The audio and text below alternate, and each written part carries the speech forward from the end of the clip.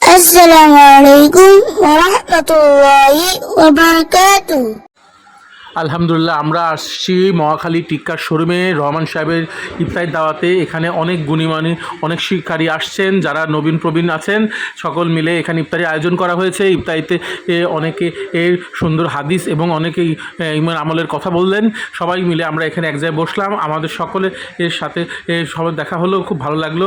একটি হাদিসে আসছে, তুমি যে নিজে না খেয়ে মানুষকে খাওয়াইছো, এটা আল্লাহর কাছে বড্ড ভালো লেগেছে। তো আল্লাহ তোমার এত বেশি বাড়ায় দিয়েছে যে তুমি কল্পনাই করতে পারো না। সুবহানাল্লাহ পড়েন। তাহলে প্রিয় ভাইরা, আল্লাহর রাস্তায় দান করার জন্য আলী এবং ফাতেমার থেকে শিক্ষা নেওয়ার দরকারটা আছে না নাই? যতটুকু পারি নিজেও খাবো, মানুষকেও দিব। নিজে খাবো, মানুষকে দিব না, এটা স্বার্থপর ছাড়া কিচ্ছু হতে পারে না। আমরা স্বার্থপর হব না, ভালোবেসে যাব। আল্লাহ ভালোবাসার মন আমাদের দান করুক। আমিন।